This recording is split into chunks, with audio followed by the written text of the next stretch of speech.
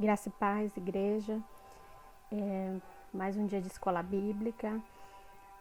Nós vamos continuar o estudo da revista Edificarei a Minha Igreja.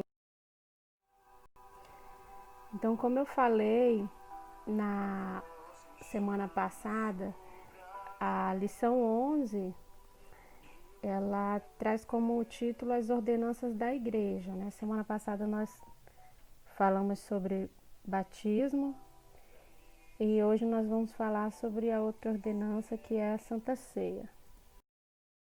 O texto básico permanece, Romanos capítulo 6, de 1 a 11, 1 Coríntios capítulo 11, de 23 a 32, texto devocional Salmo 24, de 1 a 10, e o versículo-chave está lá em João 14, 21. Aquele que tem os meus mandamentos e os guarda, esse é o que me ama. Então, como eu falei na lição anterior, ordenança é algo ordenado, mandado, né? E as ordenanças na igreja são cerimoniais, cerimônias, ritos em que as escrituras apresentam para que sejam observados pelos crentes como um meio de que Deus derrama a graça dele sobre nós que cremos nele. Então já falei, né, dos ritos da igreja evangélica que a igreja reconhece, é o batismo e a Santa Ceia, e são os dois sacramentos que Jesus deixou para a sua igreja. Então, sacramento é um sinal exterior e visível de uma graça interior e visível. O sinal visível que nós temos no batismo é a água, e na Santa Ceia é o pão e o vinho. O sinal invisível do batismo é o lavar regenerador, e o sinal invisível da Santa Ceia representa o alimento espiritual de Cristo, né? Então, enquanto crentes, nós buscamos nos alimentar espiritualmente do corpo de Cristo.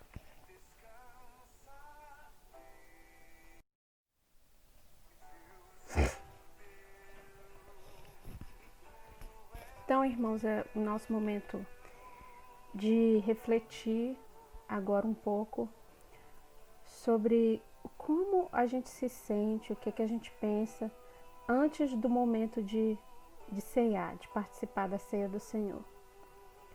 No que você pensa durante a ceia?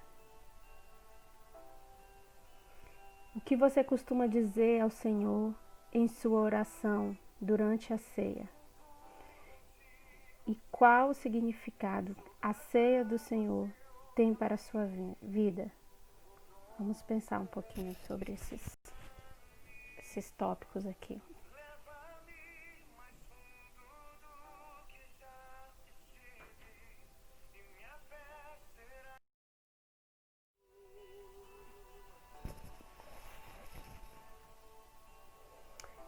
A Santa Ceia.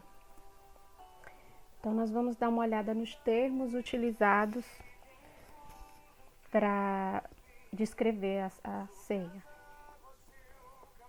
Então, o primeiro é a ceia do Senhor, tem uma referência lá em 1 Coríntios 11, 20, que diz que de sorte que quando vos ajuntais no lugar, não é para comer a ceia do Senhor. Então, tem o termo ceia utilizado lá. A palavra ceia, irmãos, se você pesquisar no dicionário, ela nada mais é do que uma refeição leve, que normalmente ela era feita após o jantar, né? Por isso que mais à frente aqui,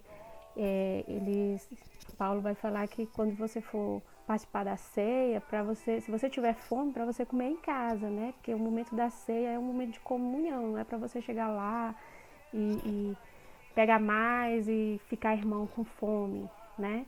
Então, se você tiver fome, que come em casa, mais ou menos isso que Paulo relata aqui. Outro termo é a mesa do Senhor, está também nessa mesma sequência de 1 Coríntios 11. O partir do pão, né? Nós vimos muito essa referência lá em Atos capítulo 2, 42. Eles começa informando que eles perseveraram na doutrina dos apóstolos, na comunhão, no partir do pão e nas orações. Então era comum, né, na igreja primitiva, os primeiros discípulos, né, eles se reunirem para partilhar tudo que tinham, inclusive o pão. O outro item é comunhão. Tem a referência lá em 1 Coríntios 10:16, e essa referência diz o seguinte: porventura o cálice de bênção que abençoamos não é a comunhão do sangue de Cristo? E o pão que partimos não é, porventura, a comunhão do corpo de Cristo? E aqui traz a referência de que a ceia, ela é uma festa de comunhão, né? É uma festa de participação, né, de todos os membros do corpo de Cristo. Aí nós temos o termo Eucaristia, e aí a revista traz que não é um termo muito utilizado, né, no Novo Testamento. E Eucaristia, ela tem o significado de ação de graça, né? E aí algumas pessoas sugerem, né, que a base bíblica está lá em 1 Coríntios 11:24, quando a palavra, que na verdade o original é Eucaristê, ela é utilizada quando começa a referência e tendo dado graças, né, levantou o cálice, deu graças, né, deu graças pelo pão. Então daí o significado da palavra Eucaristia para se referir à ceia. Outro termo utilizado é missa. Só que esse termo missa, ele é mais utilizado pela Igreja Católica, né? E ela é uma palavra latina que quer dizer ordem de despedida. Então seria para despedir aqueles que não iriam participar da ceia, como se fosse uma celebração para quem não cearia ainda. E aí, bem conhecido também, principalmente pela Igreja Católica, né, é o termo hóstia. O termo hóstia, ele tem o significado no dicionário, ele tem o significado vítima expiatória. E aí a revista traz que esse termo hóstia, né, ele é um termo sacrificial. E nós não podemos aceitar esse termo, porque ele indica que a cada Santa Ceia o Senhor estaria sendo sacrificado de novo, né? E na verdade não é isso que a gente faz, né? Sacrificar Cristo, na verdade é uma lembrança do amor de Cristo, é uma lembrança do que Deus fez por amor a nós que somos pecadores, é uma lembrança de que Jesus é o nosso Salvador, pelo derramamento do sangue dele, pela morte dele na cruz, é que ele nos resgatou do pecado. Através desse sacrifício é que ele nos comprou, né? E é isso que nós devemos ter em mente quando nós formos ceiar, do amor de Cristo, do sacrifício dele por nós.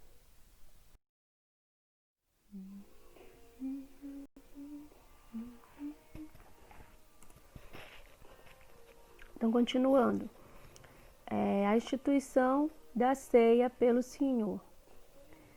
Então, os judeus, eles tinham 3 festas: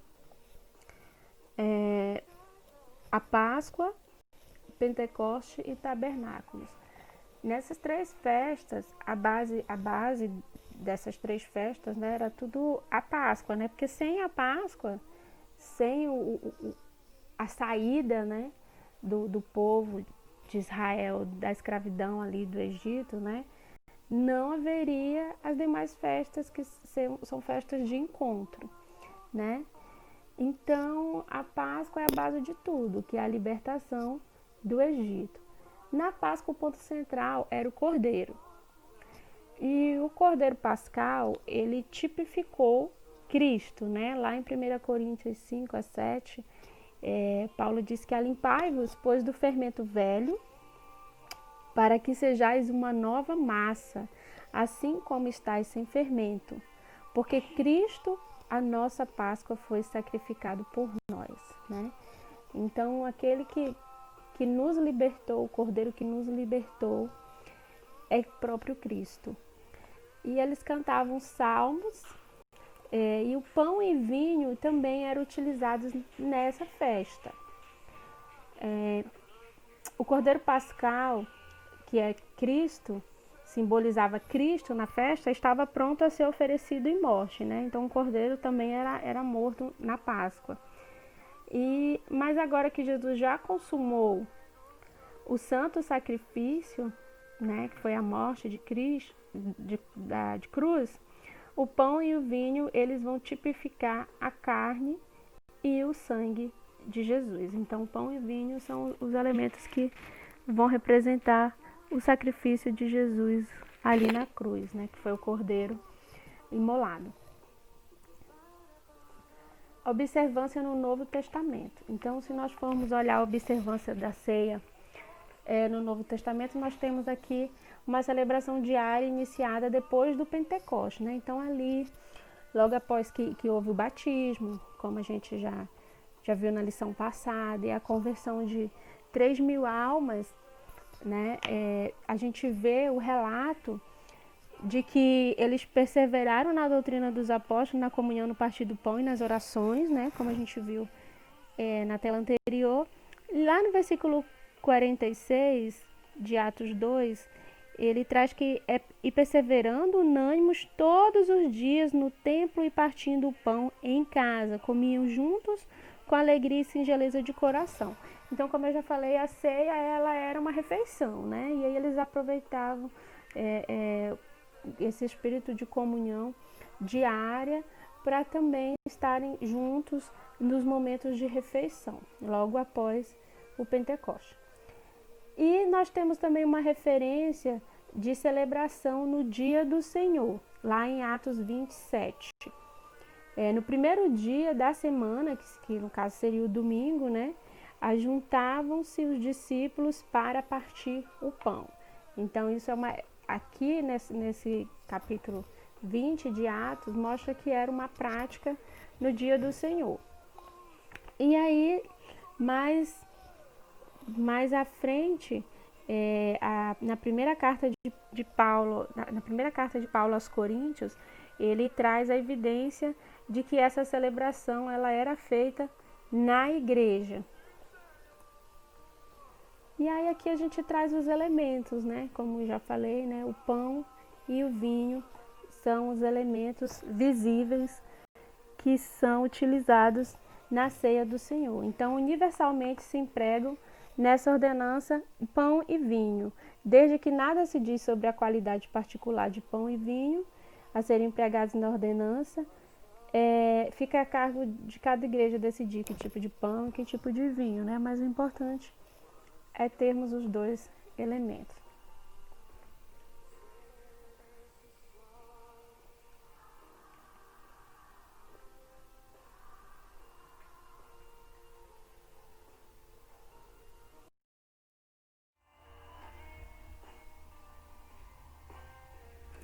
Então aqui nós chegamos na parte de significação da ceia no Novo Testamento.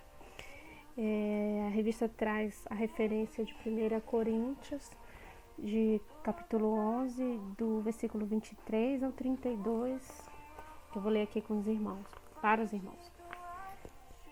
Porque eu recebi do Senhor o que também vos ensinei, que o Senhor Jesus, na noite em que foi traído, tomou o pão.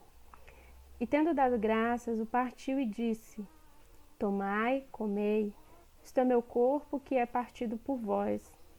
Fazei isto em memória de mim. Semelhantemente também, depois de cear, tomou o cálice, dizendo: Este cálice é o novo testamento no meu sangue. Fazei isto todas as vezes que beberdes, em memória de mim. Porque todas as vezes que comerdes esse pão e beberdes este cálice, anunciais a morte do Senhor, até que ele venha. Portanto, qualquer que comer este pão ou beber o cálice do Senhor indignamente, será culpado do corpo e do sangue do Senhor. Examine-se, pois, o homem a si mesmo, e assim coma deste pão e beba deste cálice. Porque o que come e bebe indignamente, come e bebe para a sua própria condenação. não discernindo o corpo do Senhor. Por causa disto, há entre vós muitos fracos e doentes, e muitos que dormem. Porque se nós julgássemos a nós mesmos, não seríamos julgados. Mas quando somos julgados, somos repreendidos pelo Senhor, para não sermos condenados com o mundo. Amém, irmãos? Então, a primeira significação da ceia, baseado nesse texto, está no versículo 24, né, que é a gratidão. Tendo dado graças, então que nós possamos ser gratos pela salvação por meio do corpo de Cristo e do derramamento do sangue de Cristo. Então nós possamos sempre, não só no momento de ceia, né, mas principalmente no cerimonial da ceia, nos lembrar disso, que Cristo morreu por nós, que o sangue dele foi derramado, que o corpo dele foi pregado numa cruz para a nossa salvação. Nós possamos ser gratos. E também ele traz no mesmo versículo 24 a significação da lembrança, né? Fazer isso em memória de mim. É um paralelo com a Páscoa, que era um meio de lembrar ao povo de Israel o evento central da sua história, um evento salvífico, né? De libertação, né? Libertação da escravidão. O povo de Israel foi liberto da escravidão do Egito e nós fomos libertos da escravidão do pecado. A cruz é o evento central da nossa fé e nos lembramos disso cada vez que celebramos a ceia. O terceiro significado é a proclamação. Então, no versículo 26, todas as vezes que comeis esse pão e bebeis esse cálice, anunciais a morte do Senhor, até que ele venha. Né? Então, é uma proclamação da volta do Senhor, da morte, da ressurreição e do retorno, né? Proclamamos a salvação em Cristo Jesus. Antecipação. No mesmo versículo 26, quando o Senhor instituiu a ceia, ele falou sobre as bodas do Cordeiro, né? Lá no capítulo 26 de Mateus, versículo 29, Jesus disse: E digo-vos que desde agora não beberei deste fruto da vide até aquele dia em que o bebo de novo convosco no reino de meu Pai. Então aqui a gente tem uma promessa, né? Uma expectativa de futuro, de que no dia do Senhor Jesus vai voltar e que nós vamos participar de uma ceia com Ele, né? Nós vamos participar da mesa do Senhor. Autoexame, irmãos, isso que é muito importante, né? É um momento em que todos nós, pecadores que somos, né, temos que praticar, né? Examine-se, pois, o homem a si mesmo, e assim coma deste pão e deste cálice. Então, nós devemos antes, né, isso diariamente, né, olhar para dentro de nós mesmos, verificar aquilo que nós estamos fazendo de errado, a quem nós ofendemos, se nós temos algo contra o nosso irmão, ou o nosso irmão tem algo contra nós, e o que nós podemos fazer para resolver essa situação, pedir perdão ao Senhor pelos nossos pecados, né? E a Bíblia diz mais, né? Por causa disso, por comermos indignamente da ceia, sem nos autoexaminarmos, sem pedir perdão ao nosso irmão, pedir perdão a Deus, há muitos fracos e doentes entre nós, né? E que nós deveríamos buscar julgar mais a nós mesmos, mas que nós possamos sempre nos lembrar disso. E o último ponto é a comunhão. O versículo 33 não está aqui na referência, mas ainda assim a revista ela traz que lá no versículo 33 ele diz: portanto, meus irmãos, quando vos ajuntareis para comer, esperai uns pelos outros, né? E é aquilo que eu já citei, né? Que não ir participar da ceia com fome, né? Que coma em casa, porque como eu disse, a ceia também ela era uma refeição leve, né? Na verdade, creio eu que nesse momento era mais para se reunir, para ter aquele espírito de união e de comunhão entre os irmãos da igreja primitiva e também a nossa, né? Os crentes participam juntos, o único pão. Lá em 1 Coríntios, capítulo 10, versículo 17, Paulo diz que nós, sendo muitos, somos um só pão e um só corpo, porque todos participam do mesmo pão.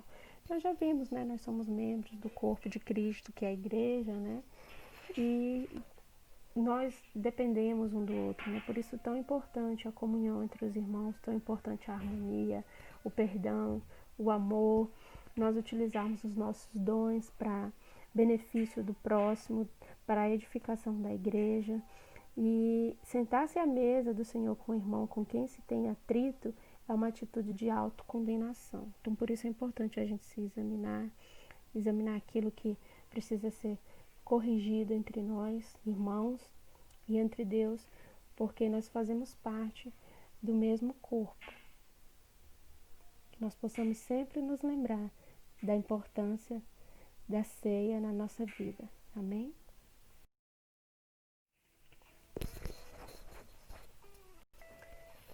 Agora nós trazemos a conclusão dessa lição. E batismo e ceia são seios da aliança de Deus com o seu povo, né? Como a gente já viu anteriormente, o sacramento são ritos cerimoniais que a igreja tem para mostrar aos seus membros, né? Como a graça de Deus é grande, né? É um momento de que nós paramos e pensamos, Deus, como o Senhor é bom, como o teu amor é grande, como o Senhor é misericordioso para conosco, né? E para nós também lembrarmos que nós não somos nada sem Deus, que nós somos pecadores, que nós somos miseráveis, que nós vivíamos num lamaçal de pecado, mas que Deus, mesmo sendo justo e misericordioso, Ele é misericordioso. Ele nos amou e nos alcançou. E Deus tem reservado para nós, irmãos, toda sorte de bênçãos espirituais, né? Como a gente viu, o batismo ele nos lava, ele nos regenera.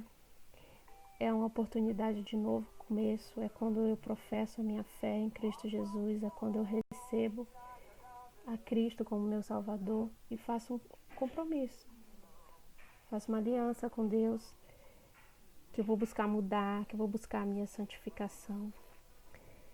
E a ceia é um momento em que nós participamos do corpo de Cristo, nós nos lembramos do quanto o Senhor nos amou, antes mesmo que nós existíssemos, né? E nós vemos o tanto que o amor de Deus é grande e o quanto que nós somos imerecedores desse amor, mas que nós temos a promessa e a graça e a bênção de crer e esperar que Cristo venha nos buscar e que nós estaremos com Ele, participando da mesa do nosso Senhor. Estaremos com eles no reino do Senhor e que Deus nos quer próximo a Ele, por isso tamanho amor. Então que nós pensemos nisso, nesses dois momentos tão importantes na vida de um crente, de um cristão, que nós possamos sempre ser gratos a Deus por esses dois sacramentos que nos ajudam na nossa caminhada enquanto servos do Senhor. Amém, igreja? Pai amado, Pai querido, eu te louvo e glorifico, Senhor, pelo teu amor, pela tua misericórdia, pela, Deus, a tua graça que é derramada sobre nós e se renova a cada dia, Pai.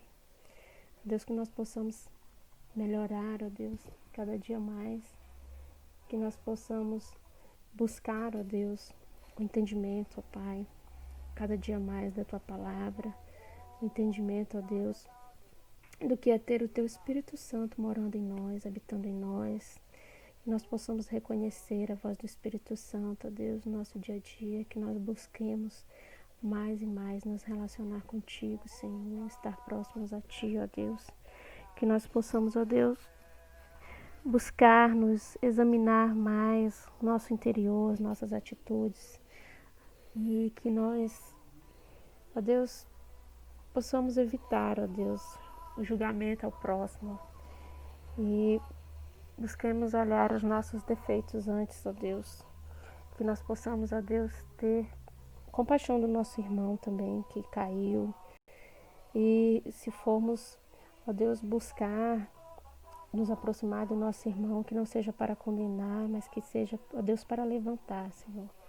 Para que haja edificação na tua igreja, Senhor. Que o Senhor possa estar conosco, assim como o Senhor prometeu que estaria conosco todos os dias, Senhor, nos sustentando, nos guardando, nos guiando, Senhor, nos mostrando a tua misericórdia, o teu amor, o teu perdão diariamente, ó Pai.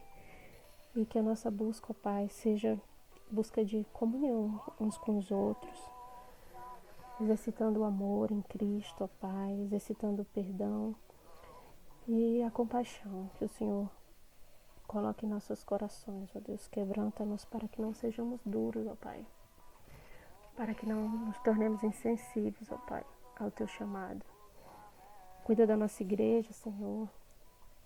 Cuida da tua igreja na terra. Cuida da Igreja Batista da Paz, Senhor, da liderança, ó Pai. Nos livra, ó Pai, dos ataques do inimigo. Nos guarda. Sustenta-nos, Senhor. Aumenta a nossa fé. Em nome de Jesus nós te pedimos. Amém. Amém, igreja. Deus nos abençoe.